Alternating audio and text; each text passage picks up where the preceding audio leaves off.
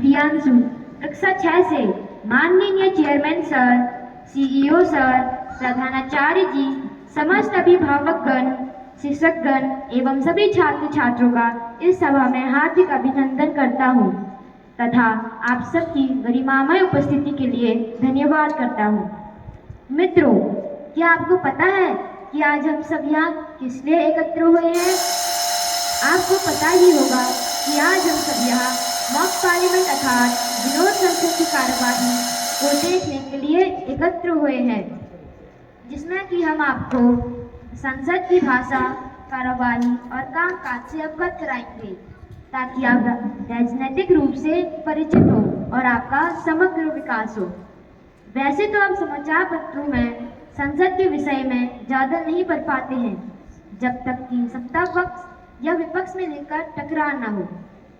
क्या आपको पता है, वास्तव में संसद लोकतंत्र का एक मंदिर है अर्थात टॉप लेजिस्लेटिव बॉडी है, जिसमें कि हमारे भारतीय संसद का संचालन होता है, जो नई दिल्ली में स्थित है। अब मैं रितिका से अनुरोध करता हूँ कि वो आपको संसद के दोनों सत्रों के बारे में संक्षेप से बताएं। शुक्रिया प्रियांशु। भारतीय संसदीय प्रणाली में संसद में मौजूद माननीय राष्ट्रपति श्रीमती द्रौपदी मुर्मू जी तथा 2 सदन लोकसभा और राज्यसभा होते हैं। लोकसभा, जिसे आम जनता का सदन या संसद के निचले सदन के रूप में भी जाना जाता है। लोकसभा में राष्ट्र के जनता द्वारा चुने हुए प्रतिनिधि होते हैं, जिनकी अधिकतर संख्या 552 है। लोकसभा के अध्यक्ष श्री ओम प्रकाश बिरला जी हैं। राज्यसभा, जिसे राज्यों का परिषद अर्थात संसद के ऊपरी सदन के रूप में जाना जाता है। राज्यसभा के स्थायी सदन हैं, जिसमें सदस्यों की संख्या 245 है। राज्यसभा के अध्यक्ष श्री जगदीप धनखड़ जी हैं।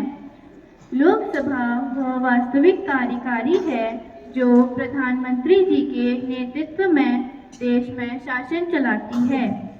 यहाँ निष्पक्ष और तटस्थ होकर देश के विभिन्न मुद्दों पर पक्ष और विपक्ष में चर्चा की जाती है और निर्णय लिए जाते हैं। अब मैं आपको मंत्रियों से अवगत कराना चाहूँगी। ये हमारे माननीय अध्यक्ष जी,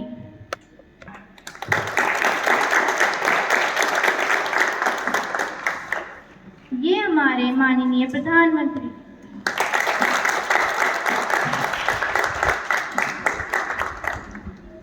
तथा सत्ता पक्ष के अन्य मंत्रीगण।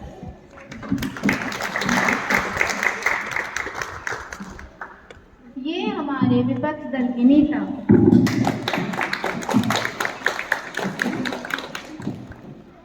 और ये हमारे महासचिव।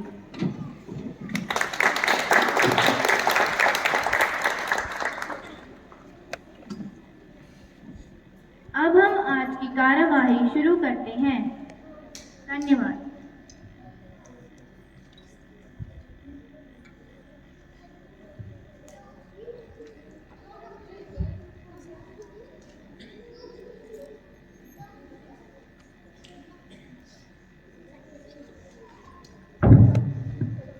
माननीय सभासदों,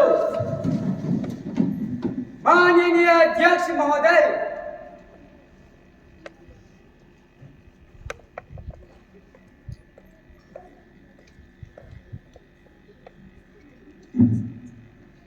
स्थान करें। मैं इस शैक्षणिक सत्र में आप सभी का स्वागत करता हूं। मुझे आशा है कि यह सत्र काफी फलदायक होगा। आप सदस्य शपथ लें या प्रतिज्ञा करें। महासचिव कृपया।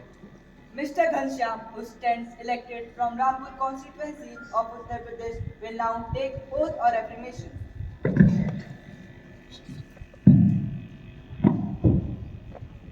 Sir, what would you like to take, oath or affirmation? In which language would you like to take oath?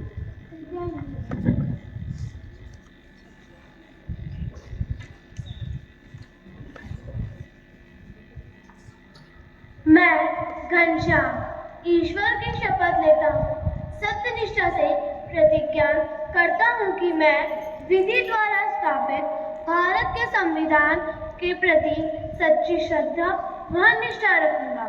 मैं जिस पद को ग्रहण करने वाला हूँ उसमें अपने कर्तव्यों का शुद्ध अंतःकरण से निर्वहन करूंगा तथा मैं भय, पक्षपात, अनुराग या द्वेष के बिना सभी प्रकार के लोगों के प्रति सच्ची श्रद्धा रखूंगा। वह संविधान के अनुसार कार्य करूंगा।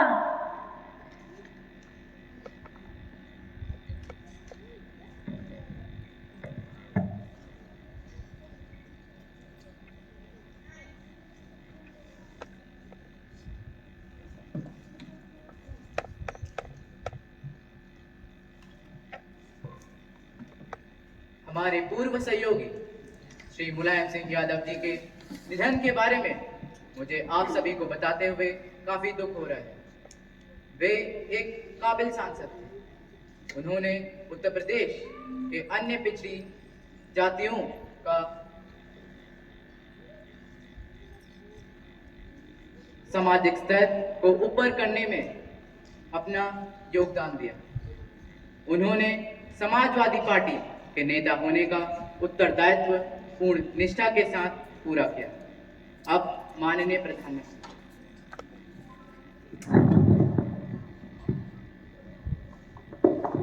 महोदय, मैं श्री मुलायम सिंह यादव को श्रद्धांजलि अर्पित करने के लिए खड़ा हूं, जिनकी मृत्यु पर सभी ने गहरा शोक जताया था। वह जब राजनीति में आए तब वह युवा थे। उन्होंने उत्तर प्रदेश के लिए कई सामाजिक कार्य किए और समाजवादी पार्टी का गठन किया। उन्होंने अपने अंतिम क्षण तक, महोदय, अपने अंतिम क्षण तक वह राजनीति में सक्रिय रहे थे। इसलिए उनके निधन का समाचार बड़ा था। मैं उनके परिवार के सारे सदस्यों को अपनी गहरी संवेदना व्यक्त करता हूँ। अब विपक्षी दल कृपया। Sir, I associate with the tribute paid by you and the leader of house. I have privilege to work with Shri Mulayam Singh Yadav as a colleague. He was a person who, because of his lovable nature, never annoyed, and he was always with a smiling face and very open-hearted person. We have lost a very good social and political worker and a public man in him. Now, I would like to associate myself and my party in sending the condolences to the bereaved family.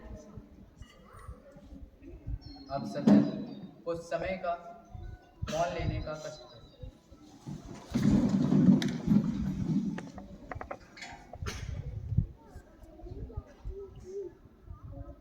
विश्राम।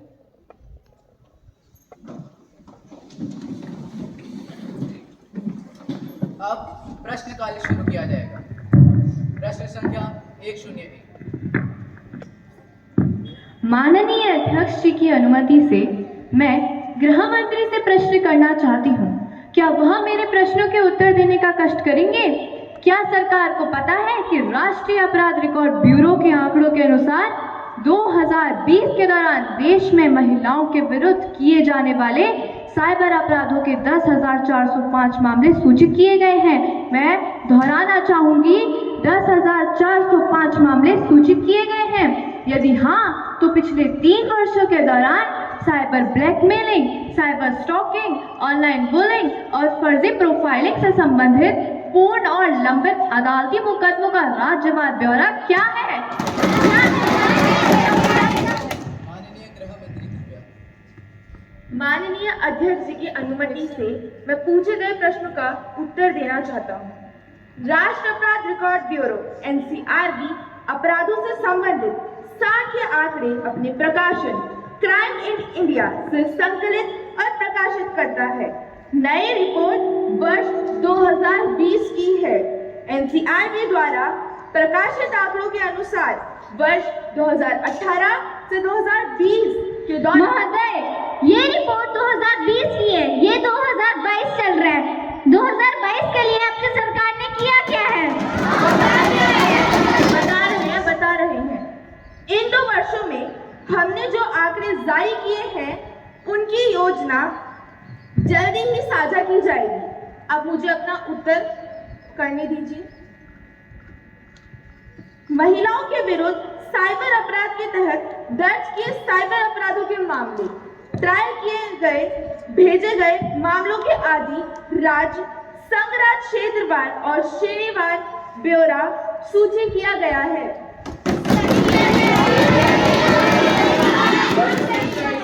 अन्य प्रश्न। क्या सरकार ने महिलाओं और बच्चों के विरुद्ध होने वाले साइबर अपराधों और राष्ट्रव्यापी वृद्धि को कम करने के लिए कोई कदम उठाए हैं, तथा यदि हाँ तो तत्संबंधी ब्यौरा क्या है, और यदि नहीं तो इसका क्या कारण है?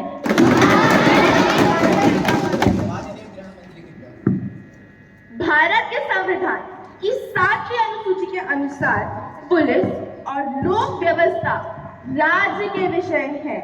राज्य, संघ राज्य क्षेत्र अपनी विधि प्रवर्तन एजेंसियों के माध्यम से अपराधों की रोकथाम करने, उनका पता लगाने, जांच करने और अभियोजन चलाने के लिए प्राथमिक रूप से जिम्मेदार है। और गृह मंत्रालय ने देश में सभी प्रकार के साइबर अपराधों से जुड़ी समस्याएं निपटाने के लिए इकोसिस्टम उपलब्ध कराने हेतु भारतीय साइबर अपराध समन्वय केंद्र स्थापित किया है। मैं दोहराना चाहता हूँ, भारतीय साइबर समन्वय केंद्र स्थापित किया है।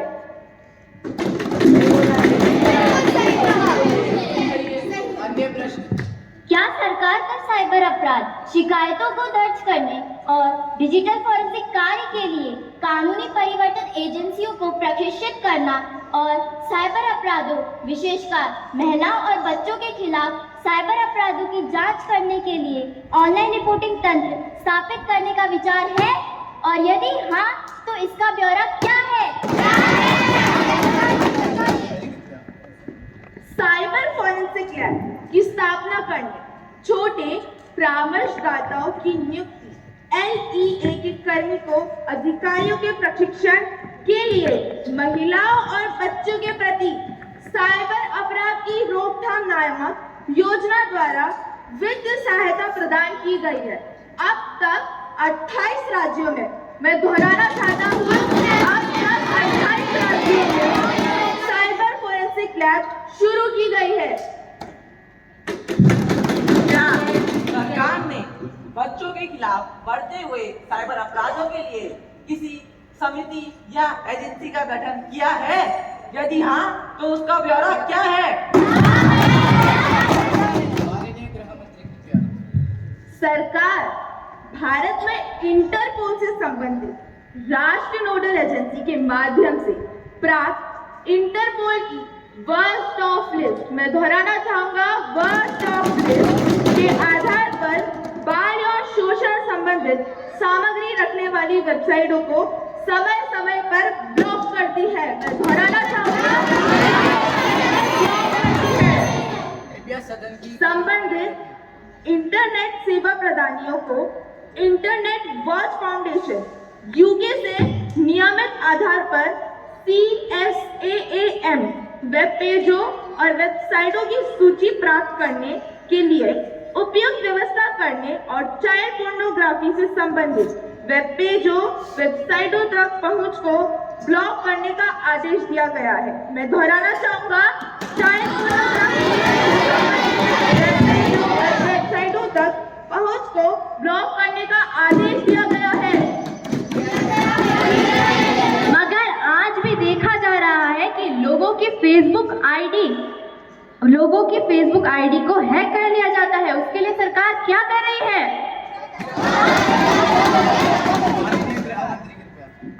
महोदय, मैं बताना चाहूंगा कि आजकल के लोगों द्वारा किसी भी ऐप पर लॉगिन बिना जानकारी के कर लिया जाता है। लोग अपनी निजी जानकारी को फेसबुक और ट्विटर पर साझा कर देते तथा पासवर्ड और ओटीपी को साझा करते हैं। इसके लिए नागरिकों को स्वयं जिम्मेदार होना पड़ेगा। सरकार ने सिक्योरिटी माध्यम को बेहतर करने का प्रयास किया है। अरे महिलाएं और बच्चे तो अभी भी हमारे देश में सुरक्षित नहीं है। कहाँ गई आपकी सेवा और कहाँ गई आपकी सुरक्षा? मैं बताना चाहूंगा कि महिलाओं और बच्चों के सहायता के लिए पुलिस व्यवस्था केंद्र तथा महिला सशक्तिकरण संस्थाएं अपने स्तर पर कार्य कर रही हैं। और सरकार द्वारा महिला और चाइल्ड हेल्पलाइन नंबर 1098 सभी के लिए टोल फ्री है। मैं दोहराना चाहूंगा, टोल फ्री है, जिसे समय समय पर अखबारों, टीवी तथा मेट्रो बसों में जारी किया जाता है।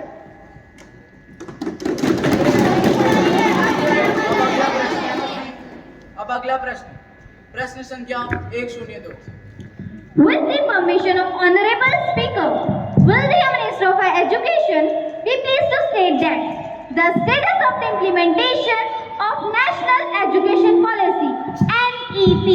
I repeat, the implementation of National Education Policy (NEP) in the country, whether a new curriculum is being framed under NEP for schools.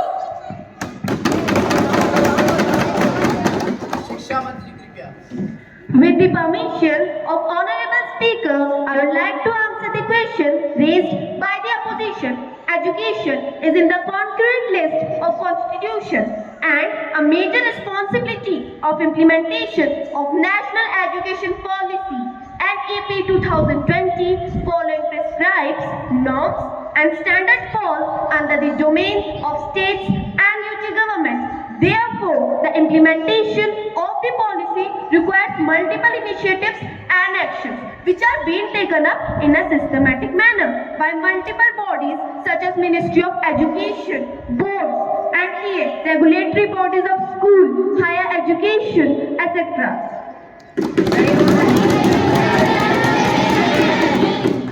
If so, whether the new curriculum is different from earlier one in school education? If so, the details report. The National Curriculum Framework (NCF) has a list of 25 areas. I repeat, 25 areas identified for the focus group papers. A National Steering Committee (NSC) for the development of NCF has been formed. The details on the development on NCF may be found in the government link. The details of the suggestion and observation received from the state government till the date in this regard, and the states that have denied to implement NEP, National Education Policy, and the details of states that have taken action to implement NEP, National Education Policy in time. As I have already informed that the details may found in the government link. Also, the state of West Bengal and Tamil Nadu are yet to inform to the status of implementation of National Education Policy 2020. Remaining all the states and UTs have initiated actions on NEP implementation. NEP को तो बने हुए 2 साल हो चुके हैं, लेकिन आपके अंतर्गत आए हुए शासित प्रदेशों में वह अभी भी लागू नहीं किया गया। इसका क्या कारण है? क्यों नहीं लागू किया गया? क्या आपको पता भी है श्रीमान, कर्नाटका, मध्य प्रदेश और उत्तराखंड में तो एनईपी पॉलिसी पहले से ही लागू कर दी गई है। तो इन सारी जानकारियों को गवर्नमेंट लेन में क्यों नहीं डाला गया है, बताइए। गवर्नमेंट लेन में तो डाला ही गया है। साथ ही साथ शायद आपको पता नहीं है, हर सरकारी योजना का निरीक्षण किया जाता है, जिसका कार्य विवरण अध्यक्ष महोदय जी को सौंप दिया जाता है। साथ ही साथ हमारी एनईपी पॉलिसी उत्तराखंड के महाविद्यालयों में, यानी कि सरकारी विद्यालयों में ही नहीं बल्कि गैर सरकारी विद्यालयों में, प्राइवेट स्कूल्स में भी जारी की गई है। और अगर आपको यकीन नहीं आता तो उत्तराखंड के हल्द्वानी में स्थित टैगोर पब्लिक स्कूल में जाकर देख लीजिए, वहाँ तो हमारी एनईपी पॉलिसी चल रही है। अरे आप तो बहुत लंबी सोच रहे हैं, अब तो इलेक्शन भी आने वाले हैं, तब लागू करेंगे क्या इस एनईपी को? बताइए। हम अपनी पॉलिसी में और ज्यादा परिवर्तन ला रहे हैं और ऊपर से पिछले 2 साल तो कोरोना की वजह से स्कूल बंद थे, तब ये पॉलिसी कहाँ चलाते आपके घर में? अन्य प्रश्न। अगला प्रश्न, प्रश्न संख्या 103।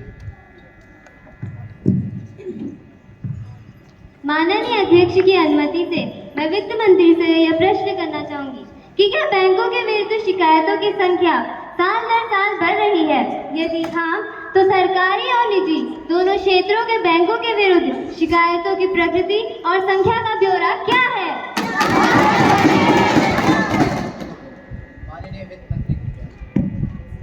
माननीय अध्यक्ष महोदय जी की अनुमति से मैं माननीय सांसद सदस्य द्वारा पूछे गए प्रश्नों के उत्तर देना चाहूंगी। भारतीय रिजर्व बैंक यानी आरबीआई से प्राप्त सूचना के अनुसार बैंक मुख्यतः अपने ग्राहकों से उनके विरुद्ध प्राप्त शिकायतों के लिए उत्तरदायी है।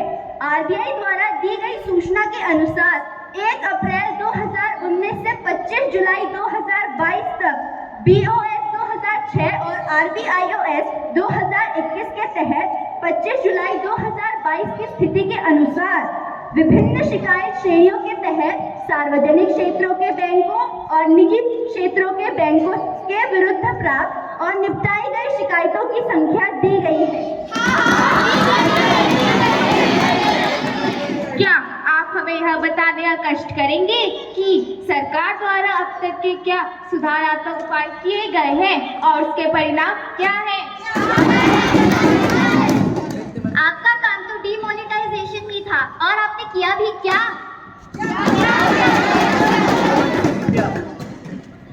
आरबीआई ने बैंकों में ग्राहक सेवा और शिकायत निवारण तंत्र में सुधार के लिए पिछले कुछ वर्षों से कई पहल की है। ग्राहकों को प्रभावित करने वाले परिचालन के विभिन्न पहलुओं को शामिल करते हुए बैंकों को ग्राहक सेवा पर विस्तृत दिशा निर्देश जारी किए गए हैं।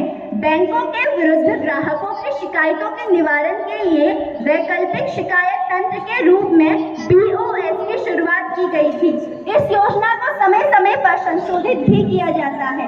और जहां तक बात है डीमोनेटाइजेशन की, तो हमारी सरकार को आए हुए कुछ ही वर्ष हुए हैं, लेकिन हमने सबके सामने काले धन को लाया है और आपकी सरकार ने क्या करा? बस अपने बैंक अकाउंटों को भरा है। डीमोनेटाइजेशन का सबसे बड़ा फायदा यह है कि सरकार को यूपीआई को सबके साथ साझा किया है। अब हर दुकानों में, यहाँ तक कि ऑटो रिक्शाओं में भी QR कोड दिखाई देता है। हमारी सरकार ने पेमेंट के पैटर्न को ही पूरी तरह से बदल दिया है, जिस कारण सरकार के पास पूरी जानकारी रहती है। अन्य प्रश्न। अगला प्रश्न, प्रश्न संख्या 104।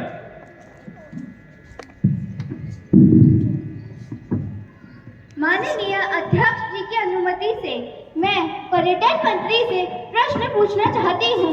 क्या वह मेरे प्रश्नों का उत्तर देंगे? मेरा प्रश्न है, सरकार के पहाड़ी क्षेत्रों में पर्यटन को बढ़ावा देने के लिए कौन-कौन सी नई योजनाएं हैं? माननीय पर्यटन मंत्री। माननीय अध्यक्ष महोदय जी की अनुमति से मैं पूछे गए सवालों का उत्तर देना चाहूंगी। पर्यटन मंत्रालय आतिथ्य सहित घरेलू संवर्धन की योजनाओं के अंतर्गत पहाड़ी क्षेत्रों में भी पर्यटन गंतव्यों का विकास किया है। हमारा मंत्रालय स्वदेश दर्शन और केंद्रीय एजेंसियों केंद्रीय एजेंसियों को भी वित्तीय सहायता प्रदान करता है।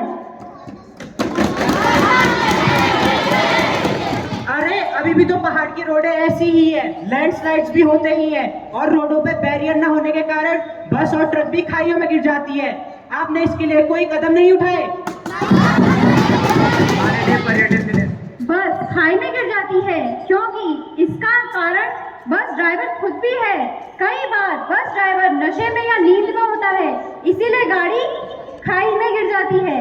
इसके लिए सरकार जिम्मेदार नहीं है।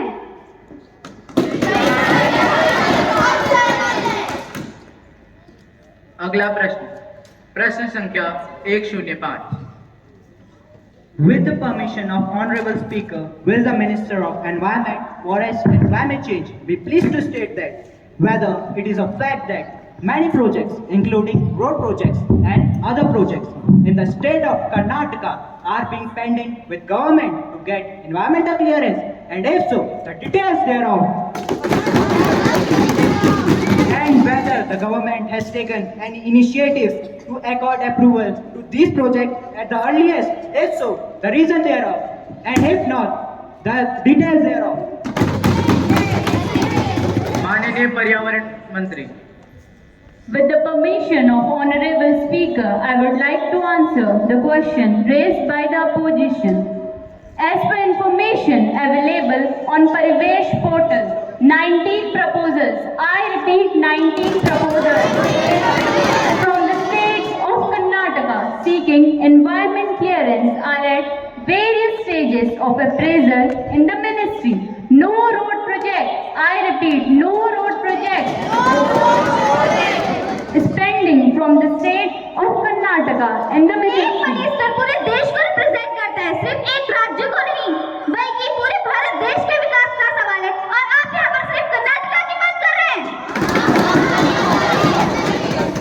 हमने पूरे देश का विकास करा और सबसे पहले हमने ये स्कीम कर्नाटका में लागू करी। उसके बाद हम अन्य राज्यों में भी ये स्कीम लागू करेंगे। उत्तर प्रदेश, उत्तराखंड, सभी राज्यों में ये स्कीम लागू की जाएगी। फिर भी दिल्ली जैसी जगह आज तक पर्यावरण प्रदूषण से जूझ रही है, क्या कोई जवाब है आपके पास इसका? हाँ, जवाब है। दिल्ली में हमने ऑड और इवन गाड़ियों का रूल लागू करा, जिससे हमने प्रदूषण को 20% तक कम करा। दिल्ली में हमने दिवाली पर पटाखे भी बैन करे, जिससे कि प्रदूषण बहुत ज्यादा कम हुआ।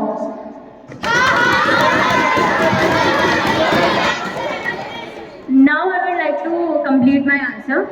With a view to expediting the overall EC processes, a number of steps have been taken by the central government.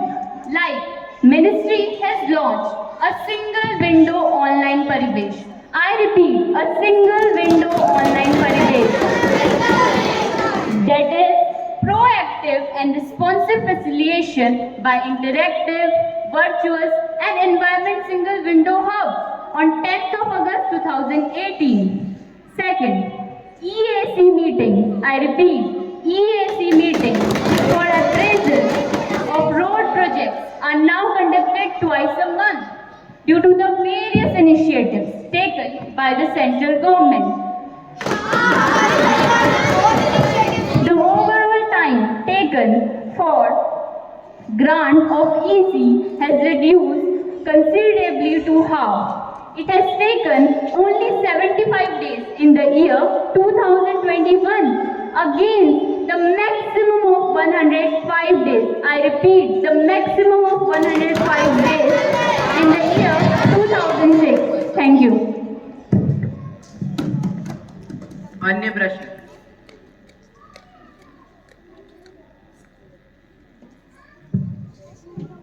वित्त मंत्री, आप ये बताने की कृपया करोगे कि अभी भी हमारे देश की सड़कें और हमारे गांव की सड़कें अभी तक बनी क्यों नहीं है? माननीय पर्यटन मंत्री कृपया। माननीय अध्यक्ष महोदय जी की अनुमति से मैं पूछे गए सवाल का उत्तर देना चाहूंगी। महोदय, 90% वाहनों की बिक्री इस साल दर्ज की गई है। इसका सीधा मतलब है कि गांव और शहरों में सड़कें बन चुकी हैं, तभी तो लोग वाहन खरीद रहे हैं।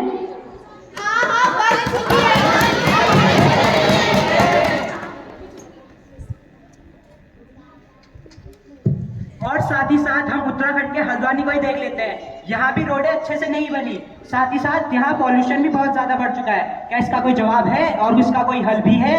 हाँ हाँ, इसका जवाब है। कुछ महीने पहले खुद प्रधानमंत्री ने अपने उत्तराखंड दौरे में 7,000 करोड़ रुपए, मैं दोहराना चाहूंगी, 7,000 करोड़ रुपए सड़क योजना को देने का दावा किया था और हल्द्वानी में रिंग रोड और ओवरब्रिज की योजना लंबित है। अन्य प्रश्न। वित्त मंत्री, आप ये बताने की कृपा करोगे, एक तो आपने पूरे देश को गरीब बना दिया और ऊपर से जीएसटी लगा दी, क्या इसका इल्जाम आपकी सरकार भरेगी? माननीय वित्त मंत्री कृपया। हमने गरीबों, खास करके महिलाओं को ध्यान में रखते हुए उज्ज्वला योजना के तहत हर घर गैस दिए हैं। यही नहीं, और सुनिए, प्रधानमंत्री आवास योजना के तहत हमने लोगों को झोपड़ियों व कच्चे घरों की जगह पक्के घर उपलब्ध कराए हैं। और आपकी सरकार को तो सत्ता में आए हुए 70 साल हो गए थे। आपकी सरकार ने तो लोगों तक बुनियादी सुविधाएं भी नहीं पहुंचाई, ना पानी, ना घर, ना शौचालय। क्या करा आपकी सरकार ने? अब यह कार्य भी हमारी सरकार को करना पड़ रहा है। तब आपको भारत की गरीबी की याद नहीं आई। आपको भले ही गरीबी की याद ना आई हो, पर लोगों को आपको हटाने की याद जरूर आई है। और जहाँ तक बात है जीएसटी की, वह तो सरकार का कर है, वह तो हर नागरिक को भरना ही पड़ेगा। जिन भौतिक साधनों का उपयोग आप सब करते हैं, उन साधनों के लिए जीएसटी तो भरना पड़ेगा। अन्य प्रश्न।